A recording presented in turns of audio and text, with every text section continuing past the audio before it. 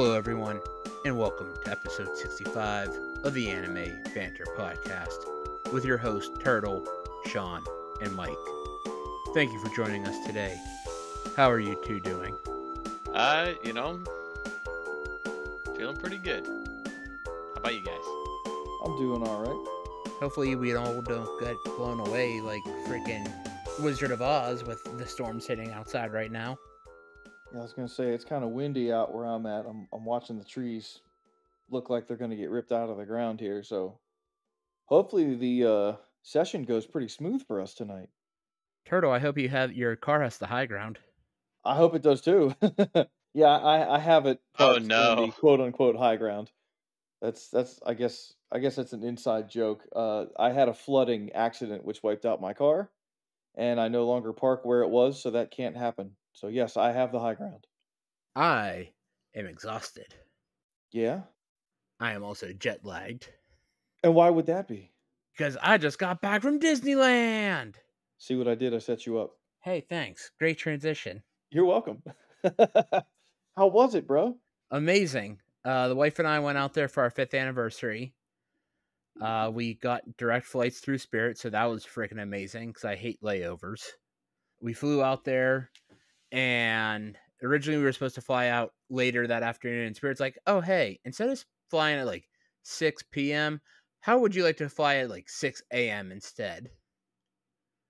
So that was less than ideal, but at least we got to go to an Angels game, so that was cool. There was a severe lack of offense. Mike Trout still wasn't healthy, which is a bummer. But cool stadium. Got tickets for like $10 each. Nice. So that's a plus. Disneyland is awesome, but holy crap is it so much smaller than World. I had heard that. It's only 2 parks instead of 4. The castle is so tiny. Like, you can't see the castle anywhere from the park except for like Main Street. When you're right on top of it. Yep, pretty much. I mean, even when you're on top of it, it's hard to see. But they have an Indiana Jones ride, which was amazing, and they need to make Dinosaur at World into this Indiana Jones ride because the ride was amazing. Very cool. Pirates of the Caribbean, always a great ride. They have some rides there that aren't at World.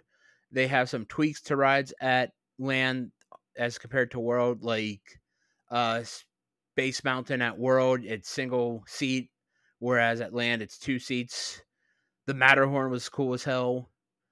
Wife and I ate a lot of great food. We stayed on property, which is really cool. It's weird though, because like at World, you just go straight to the park and they do security at each park.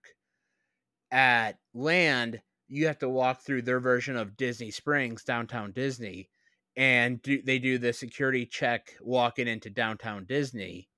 So once you walk through downtown Disney and get to a park, you just scan in and you're in. So that was an interesting twist.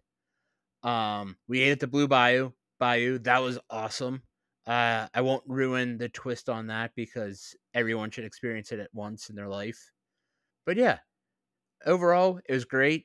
Weather was fantastic for the most part. Wasn't too hot. The last 2 days we were there, though, it was brutally hot, so that sucked. But luckily, the resort was close enough by that when it got too hot, we could go and chill and relax and take a nap and whatnot. But yeah, it was awesome. Had some Dole Whip, as one does at Disney. It sounds like a great time. Yeah, minus taking a red eye home. That was not great. Yeah, I've never been myself. I've been to Disney World, but not Disneyland. Don't know if I'll ever go, but happy to hear about it. Thanks. Yeah, I hate red eyes. I don't know about you, Sean, but I cannot sleep on planes. I could be the most tired person I could be up for like 24 hours and I still wouldn't fall asleep on a plane. What time did you land in Pittsburgh? 4 a.m. Yeah, that's really late. I've Yeah. actually I've never had a flight get in like back home that Yeah. late.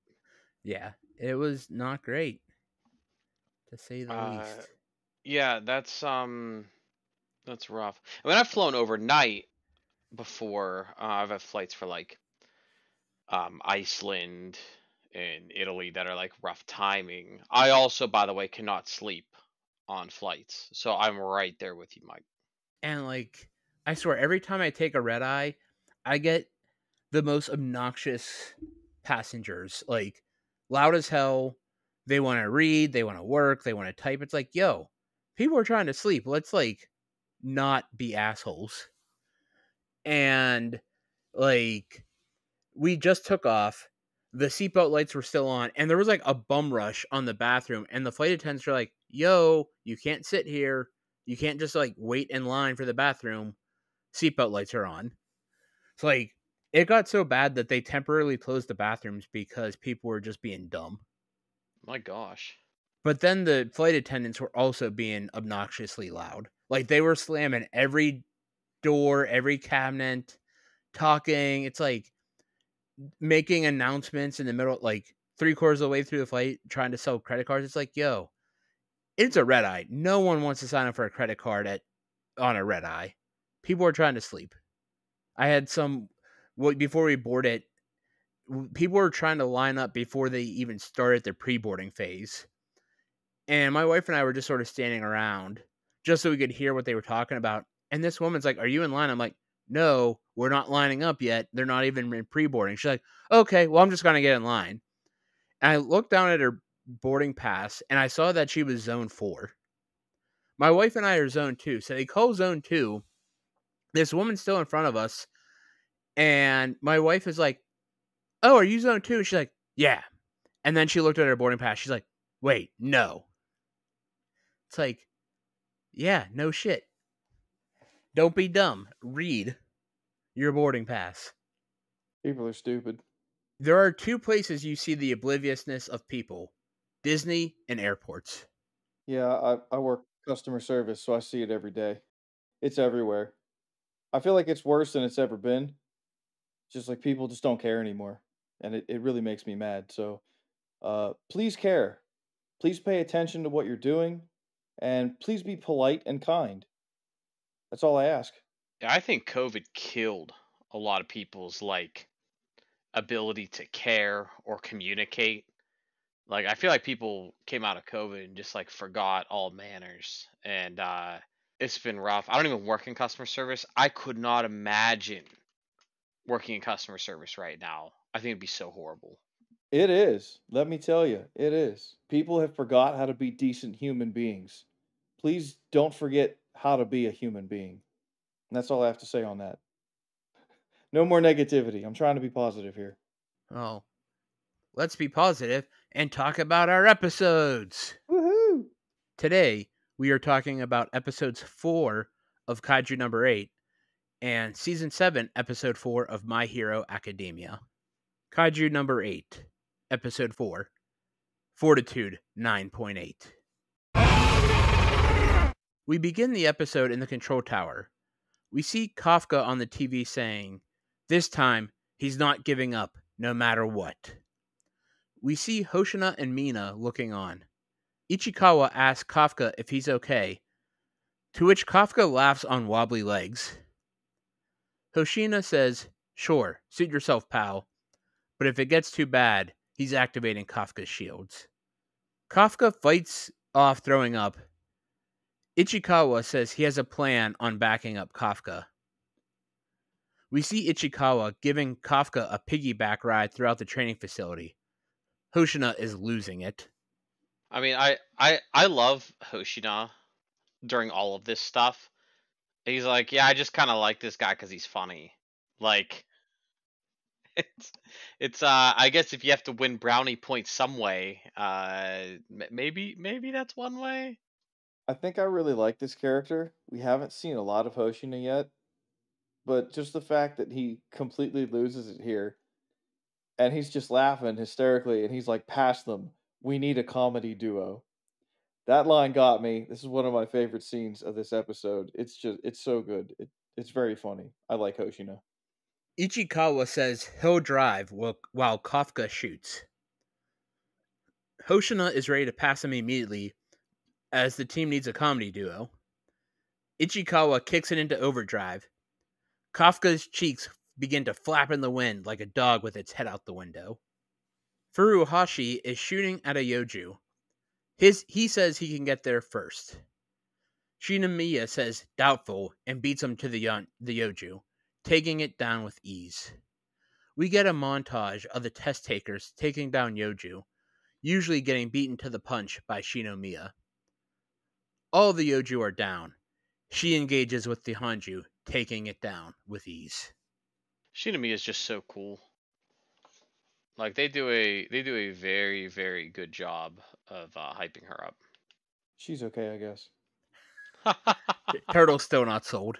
I mean, they're making it very clear. Like they give us the suit percentages, right? Like they're making it very clear that she is the she is him, if you know what I mean. Like she is her, I guess. Like she's the one, the chosen one. Over the PA system, it's announced that the test is complete. The drones are being recalled back to base. Kafka can't believe the test is over and wishes someone would tell Shinomiya to slow down. Hoshina can't believe the test was completed so fast. Even Mina is impressed by Shinomiya. We learn that Shinomiya is the daughter of the director. Gasp.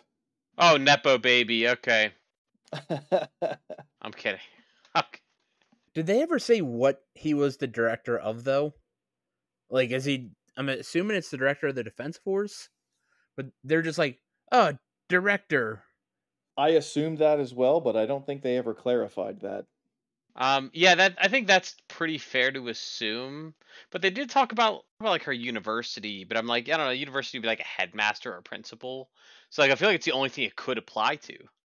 We get a close-up of Shinomiya. She says to herself, I did it. It was perfect. Wasn't it, Daddy? She begins to walk away as we see a silhouette walking towards her in the smoke. Her alarm starts to ring as she is shot by a weird-looking figure. The figure looks like a kaiju, but the same size as Kafka kaiju. Its head sort of looks like a top hat. For our purposes, we'll call it Top Hat Kaiju until we get an actual name for this kaiju. Yeah, that's I mean that's fine with me. They just don't give him a name yet until you have a name. But spoiler alert: if you watch some of this with subtitles or closed captioning, uh, it spoils the name of this character for you. Oh, I'm watching in English, so I did not experience that. That's really funny. Well, I watch on English, but I also have the captions going. Okay. You're one of those It's, people, Sean. well, You no, can't hear without your captions. no, I do it while we do this because while we have this, I always have the episodes running in the background. Um, so it's not really about needing the captions, but I guess while we're recording, I don't have my volume up, so I just let it run, and then the captions are there. It also helps me whenever whenever I'm writing scripts here. I can pause it and catch a character's name whenever they say something. Very So true. yeah. All good points. Kafka is impressed by Shinomiya and can't be mad at her as she's the reason he's still in consideration for the exam. We start to hear screams and yells as the Yoju that were defeated in the exam begin to stand up and regenerate. Ichikawa recommends they get out of there. Kafka looks away as we see Shinomiya spitting up blood. She concentrated her shield on the blast to stop it from hitting her heart. She believes she can still fight. The whole using the concentration of the shield thing feels like some serious plot convenience. Yeah, we definitely don't have a lot of description on these suits and what they can do, and I know she's got the 46% connectivity rate, but yeah, like I'm like, oh, okay, so you can just sort of like auto heal with that now? Okay. Yeah, the suits are pretty OP. It feels like they're just making up things it can do as we go on. I'm like, oh, it makes you stronger and faster. Got it. That makes sense. They're like, oh, it has these shields built in that'll protect you. Oh, I guess that's pretty nice. Yeah. They're like, also, it's gonna start healing you. I'm like, whoa, okay. What can't this thing do? Yeah. Top Hat Kaiju is petting the Hanju. Shinomiya asks, "What the hell are you?" Top Hat Kaiju can't believe she's moving. She can't believe it's talking. Shinomiya raises her gun at Top Hat and tells him to die. He rapidly shoots her with rounds coming out of his hand. Yeah. So this dude is a. We haven't seen. We haven't seen. Kaiju 8 do that yet. But do we know Kaiju 8 isn't gonna start blasting? I mean, we saw him blast urine out of his nipples. That's the only That we blasting did, we saw. Yeah. and what a blast it was. In the control tower, we have lost all visual of Shinomiya due to her drone getting called back. They hear Shinomiya crying in agony. They know something is wrong and her vitals are off. They start picking up other vital signs as they see the Yoju regenerating. Hoshina says it's impossible as none of the kaiju in the exam had that power. The fortitude of the Hanju is now a 6.4. It came back stronger than before. Mina says to deploy shields for all of their exam takers and to redeploy the drones. Usually, a kaiju of this fortitude would require an entire division, but the only people there that can do it are Mina and Hoshina. They head to the training ground. It's not looking good. Who could possibly save us? Top Hat Kaiju kind of freaks me out too. It's an interesting design. It's not like over designed. Sometimes when you see like monsters and creatures and that they're like over designed, you're like, I don't know if I believe that as a living creature. So like it's not over designed, but it's disturbing in just a subtle way. We see the nameless exam takers running away. Shinomiya says she needs to stop the Hanju. We hear a voiceover of Papa Shinomiya saying, "You must always be perfect for the sake of this nation's future." Shinomiya yells that she won't run away and she needs to be perfect as the Hanju smacks her away. Shinomiya is in rough shape. She says she won't lose. She's gonna lose. See, I told you she wasn't that good. I We was get I a was a believer. Now I'm a non-believer. I respect the determination, but you have to know when you're in over your head. flashback of a young Shinomiya bragging about getting the best score on a test. The other girl that's with her gets called away by her father. The father is so proud of her and pats her on the head, much to the girl's chagrin. We see all the other kids with their parents, but nothing from Shinomiya's dad. We see the chauffeur appear and says the master is scheduled to return today, and he's sure that he will be pleased. We see Shinomiya's dad getting dressed as he says he will accept nothing less from Shinomiya than her being the best. That she should not hold on to one success as it will lead to failure later and distract her from the goal. He says again, she must always be perfect for the nation's future and for the memory of her late mother. Talk about an insane amount of pressure to put on a young kid. Bad dad right there. Yeah, so this is what scares me is that when they first started doing this Shinomiya Kafka joking stuff, like the humor, I'm like, please tell me that this girl's not into older men. Like, I don't want to see this type of thing. And all I see from this episode are daddy issues.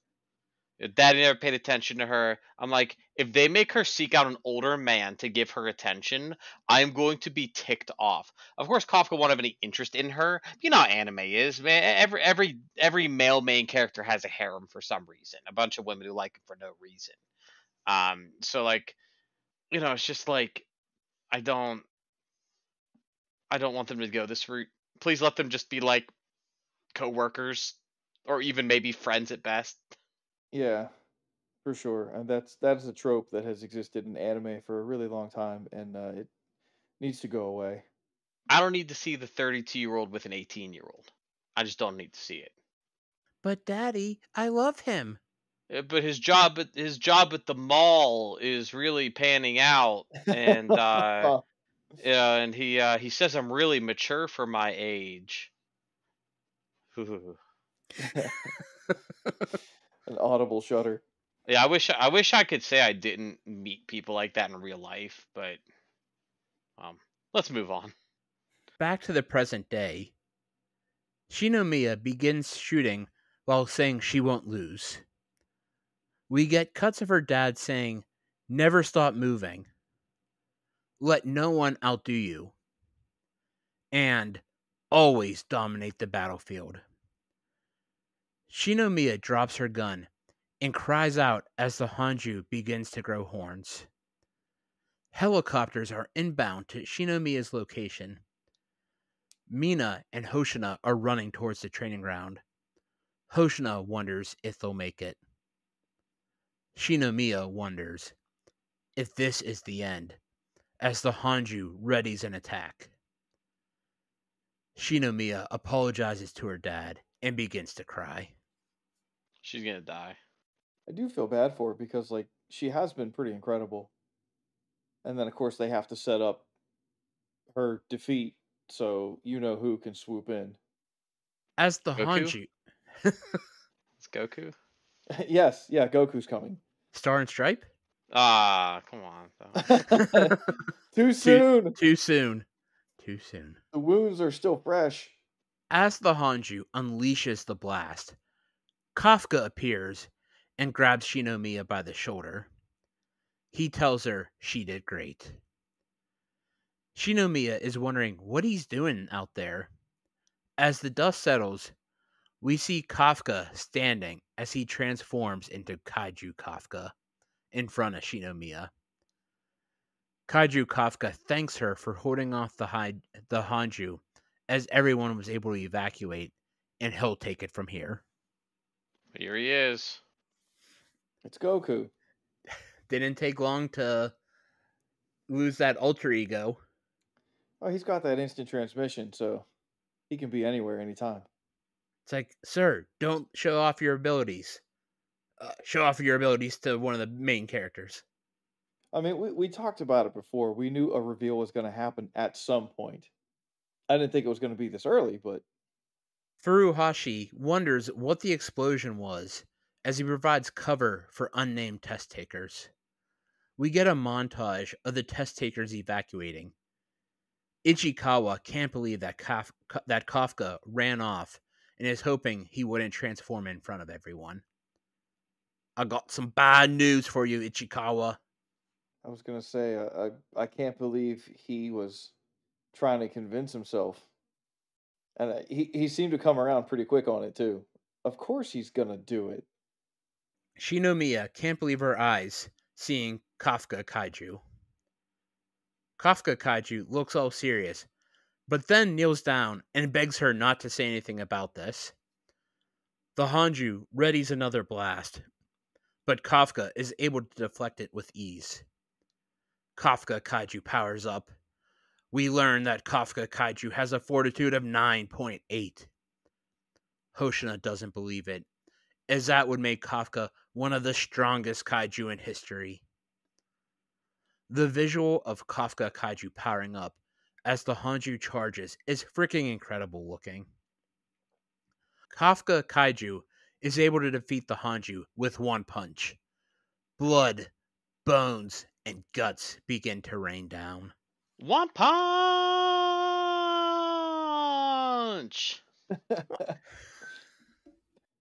I love this whole sequence.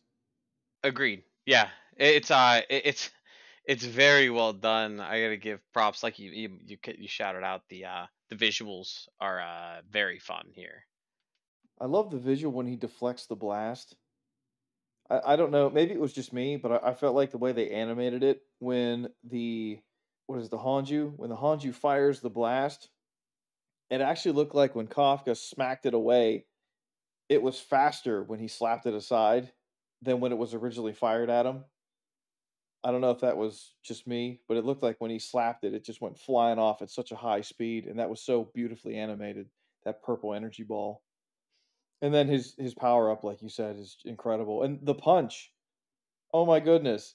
You literally watch as they animate the flesh and guts ripping from the bones during the punch. It was fantastic. Kafka dares it to come back to life after that. As the organs begin to move close together, Kafka begins to freak out and begs it not to come back to life. The organs fall to the ground as Kafka breathes a sigh of relief. Man, I love. By the way, I want to say that the comic relief in here is just so well timed. Yes. Like, I just really love this. And this made me wonder, did he will it to regenerate and then will it to stop, or was it just a coincidence that it couldn't regenerate anymore? How powerful is Kafka? I feel it was more of a chicken running around with its head cut off. Just like, flail around, bleh, dead. Makes sense. It just had me thinking, like, can he will Kaiju to behave as he wants them to behave? That'd be an interesting ability. Shinomiya can't believe what is happening. Kafka slaps away a Yoju trying to sneak up on Shinomiya. His head returns to normal as he smiles and says he's glad Shinomiya is going to be okay. Kafka says she shouldn't take risk like that to prove herself, as Ichikawa smacks him and says he shouldn't do it either. The two begin to argue as Shinomiya passes out. Yeah, I mean, I don't know. It's a nice ending. Again, I love their dynamic with these two. They're so funny together. Is she gonna be out cold for a while? Mina and Hoshina get to the site of the Hanju. Hoshina is wondering what could have caused this, as he begins to realize he has seen this aftermath before. We learn that Shinomiya, Ichikawa, and Kafka have finally made it back to base. Hoshina remembers he saw this same exact scene 3 months ago when Kaiju number 8 first appeared. Uh-oh. We're back in the hospital as Kafka is all banged up. Ichikawa is cutting an apple, some sort of fruit. We don't really get a good look at what it might be. He says Shinomiya is also banged up, but is getting cutting-edge treatment for her recovery. Kafka is jealous and wants to know why he isn't getting cutting-edge recovery. Ichikawa says it's unnecessary for a few fractures. Kafka says it's been a while that he's had to fight that hard for something for so long. He thanks Ichikawa for pushing him as Mina waits outside. Mina walks in to thank Ichikawa for carrying Shinomiya back to base. I wonder if this is gonna be a repeat thing where Kafka ends up in the hospital like every 2 to 3 episodes. It could. At least the little demon guy didn't come visit him this time. By the way, I want to point that out is that we haven't seen that little bug guy, right? Like we haven't seen him again, have we? No. No, because he's inside Kafka. Yeah, but I think it's kind of weird that like he was talking to Kafka and stuff, and then just kind of went away. Like I feel like there's no way that's the last we see of the little talking bug guy, right? Well, I mean, Kafka swallowed it. This is a Pochita situation. Exactly. That's what I want to know. Yeah, that's a good comparison, Turtle. Going back to our first show that we covered here. Yeah, it's just kind of well, the dude didn't that little demon guy also say looking for you or something like that? I don't know. Found you. Yeah, Found found you. you. Yeah, like I feel like he was Kafka was targeted somehow, and I hope we find out why because like to me that's stuck in my mind and it won't leave. So I hope we get the answers to that sooner than later. I agree. I also want to know what that is about. Shinomiya is in her room with a bunch of tubes attached to her. She apologizes again to her dad. She wakes up to Hoshina walking into the room. He tells her not to get up and thanks her for getting everyone out alive. Shinomiya takes credit for defeating the Hanju. It's the right move. She did promise. Yeah, well, it's it. You know, I like Shinomiya more now. I already thought she was all right, but now that she looks like she's keeping Kafka's secret, I'm like, yeah, we're all in. We like Shinomiya now. Yeah, she's earned a point for me. Just 1 point. Just 1 point. Turtle's still not sold. I mean, we're gonna see her growth through the rest of the series, right? So she's got to start at the bottom like everybody else. We see Top Hat Kaiju sitting on a toilet listening to the news. He can't believe there was no casualties from the exam. He begins to get a phone call and starts to freak out. We see Top Hat Kaiju transform into a human that is part of the cleaning company. He apologizes and says he had a case of the runs. We see a red moon as the episode ends. It's pretty freaky, man. It's not just any cleaning company either. It's Kafka's old company. Or I guess his current company, right? Because like he hasn't been accepted Yeah, I yet. guess that's true. But I mean, I feel like you can't have this show and him not get accepted at the end of this, right? Like he has to join the core. There's no way he doesn't. Yeah, you can't have a comedy duo without two people. But yeah, I found Top Hat Kaiju very interesting that he can morph into a human. So is he like a reverse Kafka? So he's a kaiju that can take human form because he ate a human, I assume, and took his cell phone. And Kafka can turn into a kaiju since he ate a kaiju. That's really interesting. Also, I noticed like each of these kaiju, it's like they have different abilities, right? Like we have a guy who he looks like a big mushroom who like shoots bullets out of his fingers, but Kafka doesn't do any of that stuff. So he also doesn't disrupt electrical equipment, or communications. So I don't know, like what kind of in One Piece they have the devil fruit. I'm like, what kaiju bug did you eat? You know, the Yeah, I'm very intrigued to see where we go from here and to learn more about Top Hat Kaiju. Before we know where we're going, we need to review where we've been. And what did the two of you think of this episode? Go ahead, Sean. good episode. Full of action and intrigue, and it's one of those episodes that makes you want to watch more. So I want to see where this is going. I want to see if he makes it onto like the unit. I want to see what's going on with his secret identity. Are we going to hold on to that for a long time, or is it going to get is he going to get outed very soon? It's one of those things where like they make it entertaining and you leave with more questions than you had going in. I like it. I also really enjoyed this episode, and I really enjoy the show so far. We're what 4 episodes in, and I'm a big fan. I like the writing. The comedy bits are good. The action bits that we've had have been good. It's animated well. The English voice cast has been really solid. I'm sure the Japanese cast is wonderful. They usually do a great job, casting these actors in Japanese and Japan. So I mean, I assume they're good.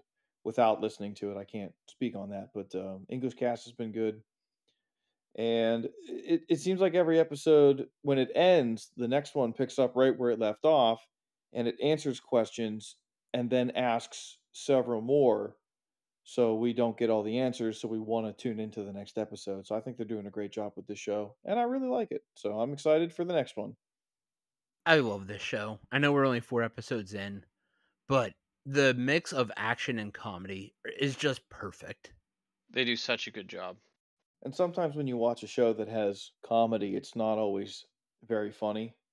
This has made me laugh and chuckle, and I'm enjoying it. So this is doing a great job. I gotta say, I'm feeling thirsty. And you know that means it's time for Mike's Beer of the Week.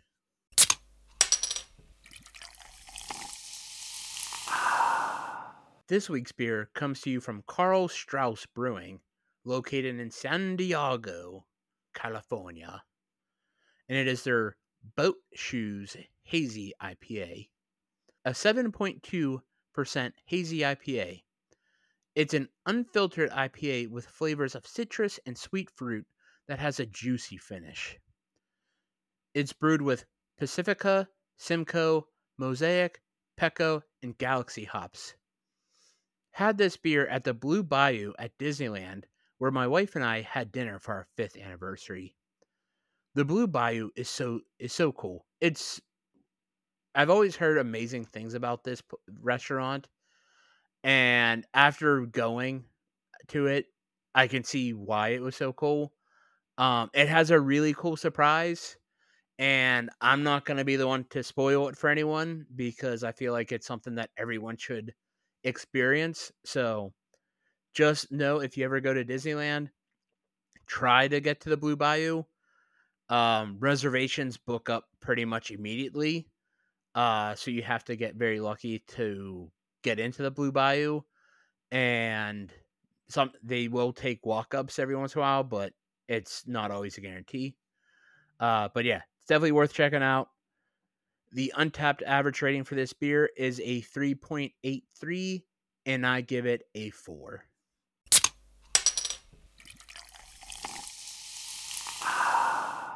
Now that our thirst has been quenched, let's shift gears to talk about My Hero Academia Season 7. But I'm feeling tired. The jet lag has really beat me down. Sean is reaching his hand out for the tag for the hosting. I'm crawling towards him. I'm trying to get that hot tag in. I leap and I give Sean that hot tag. Take it away, Sean. I'm in. We're gonna bounce off the ropes. We're gonna hit the clothesline. A couple clotheslines. Gotta gear up for the finisher here. My Hero Academia, Season 7, Episode 4, The Story of How We All Became Heroes. We begin the episode with Aoyama. By the way, I know Aoyama has a first name, but they always call him Aoyama in the manga. So that's just what I'm calling him. If you don't like the names that I choose for people, then oh well. I'm just gonna call them whatever name I want. Tommy Laser. We begin the episode. Sorry? Tommy Laser, that's his name. Yeah. Yeah, Tommy Laser Boy, admitting he's the villain with Deku, saying he can still be a hero. We get the opening theme. When we return, the Aoyama family is tied up.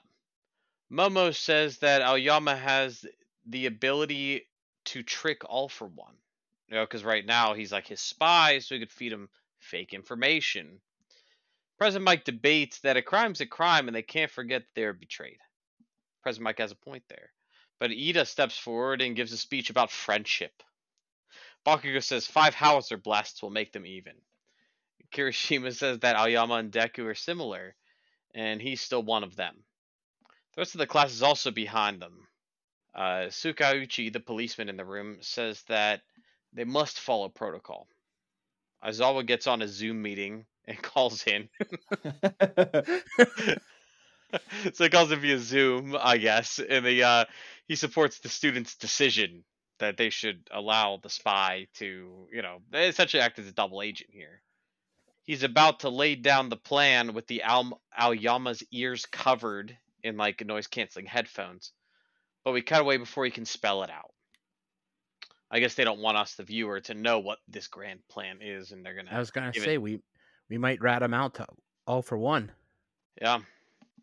He doesn't want. I guess the director of the anime also doesn't want us to know the plan because they want to reveal it in a grand fashion later because they don't give us all the small details. We cut away. There's a much smaller audience now. The Aoyamas and the students are no longer in the room. Aizawa is speaking with Sukauchi, All Might, President Mike, Ectoplasm, and Principal Nezu. The plan seems to involve a location of some sort, and they have a week to prepare thanks to Star and Stripe. The Aoyama family is hauled away, and Deku says that everything will be okay. I wonder if Aizawa forgot to unmute himself or mute himself at one point in this call. Yeah, we all know we're recording this podcast. I've forgotten to unmute myself. I've forgotten to mute myself once or twice. We've all been there, especially during the times of COVID.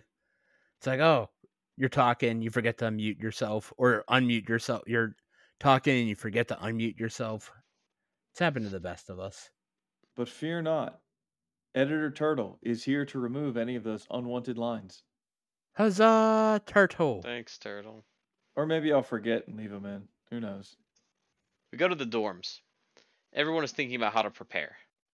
They're as determined as ever. Deku and Ida go to get improved costumes, or at least to fix the ones they already have. They're about to open the door. It explodes forward. Hatsume came out of the door and landed chest first onto Deku. Things like that certainly never happened to me in high school, but I guess I didn't go to superhero high school. It never happened for me in college or even present day, I don't think. I don't think I've ever accidentally opened a door and pow, wife is just right in my face. It's never happened to me, although I wouldn't mind if it did. Deku mentions that his danger sense didn't go off and that he must be tired, and that's why. Deku, my man, you weren't in danger at all. I was gonna say his danger sense or his horny sense. I saw no danger. Ida and Hatsume go back and forth explaining how the item agency is essentially now defunct like every other business. The support course is the only option that they have for gear. But Hatsume, seemingly oblivious to the state of the country, sees this as a pain. The students are greeted by Power Loader, who invites them into the workshop. I forgot all about Power Loader until this, and I forgot how ridiculous his look was. Yeah, it's pretty silly of a design. You have a character with like gloves and then the front end of a freaking truck on his face. I'm just like, I don't know. I feel like we could have had a little better design for this guy, but that's just me. Yeah, but don't we have a hero who also like looks like a washing machine or something? Think so. Maybe. I mean, at this point I wouldn't be surprised. Yeah, I don't know, but yeah, I also kind of forgot Power Loader existed. I actually, sorry everyone, I had to Google his name, because I forgot. I was like, hey, I recognize that guy, and then I Googled his name. Oh, okay, yeah. It reveals he's the one keeping the power barrier functional, and a lot of students are dedicated to helping with that. Deku reveals that his armbands that came from America are all messed up. Hatsume asks, how soon do you need them? He says, real soon. She then has this really funny animation about how there's no way she can do this, and she doesn't even have the right type of metal on hand to do it. What a shame. Ida's next. His armor. Can she fix it? No, because she needs blueprints. I died at this. She's like running away. Yeah, I didn't do the scene justice at all. Like, it was It, so funny to me. it was a really funny scene. It was excellent. I've missed this character. Yeah, I've like it's been a really long time between season 6 and 7, and I have not gone back to rewatch this show. I forgot about Hatsume until she showed up on screen. I was like, oh yeah, it's the techie girl. She's usually pretty funny, and she did not disappoint. This scene was hilarious. A few other classmates say that they can handle making the new gear. Hatsune reveals that she is working on a flying shelter for UA. When she dreams up a new baby, she has to raise it right. She's been so holed up here the whole time and reveals that she's actually not naive to the state of the world after all, like they thought earlier.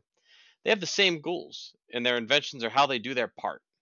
She whips out some inventions and throws them at Deku and Ida, and it says, "Here, take these. They're not exact replicas of what you have now, but they'll do." And the other support class members who were going to start working on them never even got a chance to work on anything. They just found their measuring tape. I lost it at Deku and Ida's faces being sucked in. Oh yeah.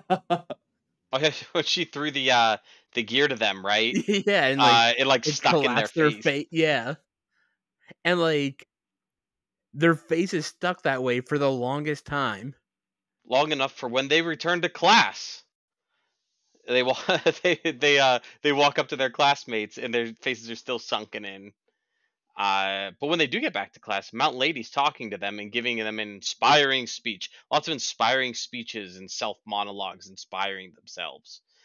This episode, the class reflects on how Aoyama will pull through for them. They just know it. Mount Lady makes their class's big three form teams for training, and now we see two of the other big three saving some evacuees along with Fat Gum and Ryukyu. They're also ready for what's ahead. It was only a matter of time before we got the big three. And you know where the big three are gonna go. Todoroki's definitely going to Dabi, Deku for Shigaraki, and Bakugo for All for One to get some sweet, sweet vengeance. Oh yeah. I wonder. And you know someone's gonna have to go deal with Spinner because he's a thing now this season. We also know what's her name? Ochako is gonna fight Crazy Girl. I can't think of her. Toga. Toga, that's it. I'm so bad at these names. I tell you, there's too many characters in the show. Their names are what their powers are. I was gonna say 7 seasons, and you'd think we would know all the names off the top of our head, but it's like there's just so many characters to remember them all. And every season they're introducing more, so they're just piling more characters on top of me, and I just can't remember all of them. I'm sorry. Another guilty admission that I had to Google Ryukyu's hero name. Forgot that one as well.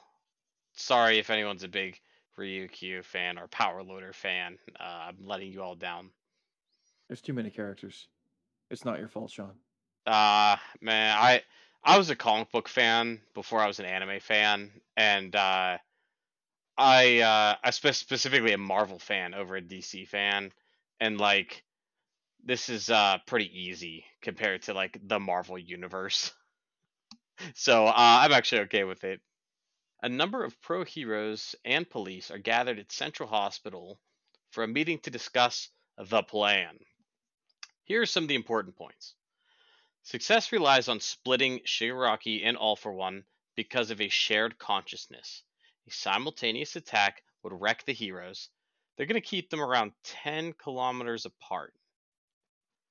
Dobby's flames will burn everything, and they're going to keep him off the field. So they're also going to keep him away. And to win, they must scatter the entire vanguard. So doing the divide and conquer strategy is the key, and Aoyama is also key to their strategy in some way. I guess because of the bad information he's going to give, All for One. So I guess when it comes to the plan, Mike, you may not be far off because it looks like they're gonna split up all three of those villains, and it looks like they're probably gonna split up our classmates as well. We flip to Aizawa and Aoyama.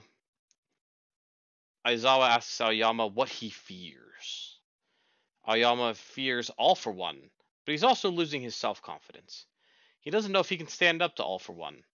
Aizawa gives Aoyama a pep talk to help him overcome his fear. As long as he sticks with the class, he'll be okay. Aoyama asks what difference one person can make. Aizawa says that he won't be doing anything alone. It's not one person, and it's the path they'll all walk together. And we end the episode on that note. I love this speech. I also really loved how Aizawa was like, yeah, I know how we're making this seem like we're also forcing you to do this, just like All for One is, but we're not going to make you do anything that you're not comfortable with. We're going to support you every step of the way. We're not expelling you, yada, yada, yada. Yeah, this was a great moment, and probably my favorite moment in the episode to bring it to a close here. Aizawa is one of my favorite characters that they've introduced. I just think he's incredibly cool, and I'm a big fan. So to see him, step up to not only try to help protect a student of his, but to encourage and try to put him on the right track again. It was a great moment. Yeah, my favorite episode was pretty much any part with Hatsume. I forgot her name for a second. Sorry. Once again, forgive us. Techie girl. So many so many characters. What'd you guys think about this episode overall? Any other closing remarks? I thought it was good. This, like, the start of this season has felt very Avengers Endgamey to me, where it's like, okay, here's the plan. Like, they're laying the plan of attack out, and it's only a matter of time before shit hits the fan. Yeah, I think this is a good episode. I wouldn't say that it's a great episode, but it's doing setup because it has to. Because once we hit the action, I don't think it's gonna stop. So it's trying to get all the setup and everything prepped for us to get us ready to go. Because once we hit that action, I think the rest of the season and probably the series, I assume this is the end. It's just going to be nonstop action until this draws to a close. So we're going to get some, quote unquote boring stuff, which I'm not bored by any means, but some people might be like, "Oh, this is boring. There's no punchies being thrown." But this is important information to set up what's coming because once this battle starts, it's going to take up, I think, most of the series finale here. So it's going to be nuts. But I think it's a good episode. There's some great moments in here, and I liked it. Not the greatest episode, but it was good. And I'm also ready for punchy stuff, though. We got to get there. We got to build to it. Yeah, but if anyone complains about wanting punchy stuff and they don't get it, you just call them an iPad kid who has the attention span of like 3 seconds. So it's a really fun insult to sling at people who iPad kid. I like that. yeah, so you're like, oh yeah, iPad kid, just can't pay attention when things aren't flashing on the screen for 3 seconds. I'm patient. I'm ready. I'm willing to wait if you set it up right and the payoff is worth it. So yes, I like it. All right, and now it is time for our waifu of the week.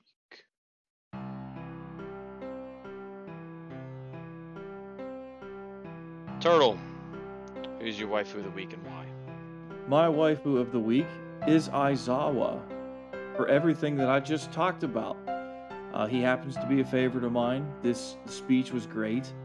Not abandoning a student just because the kid made a mistake. I mean, honestly, would you call it a mistake? Like he's in a terrible situation. The world's most evil and powerful villain gifted him a quirk so he could threaten to kill his parents to use him. Like, what kind of choice does he have? If he says no, his parents die and maybe he dies. So like he kind of did not have a choice but to follow along. And I totally understand the fear because, all for one is terrifying.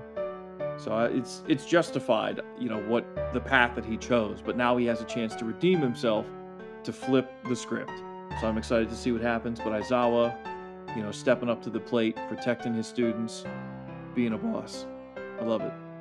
Mike, who is your waifu of the week? I'm gonna go with Shinomiya. I just she was awesome in the exam, just killing everything. But I felt so bad for her for the amount of pressure that her dad put on her. The fact that she always had to be perfect. The fact that if she slipped even a little bit, her dad would be mad at her and not think she was worthy.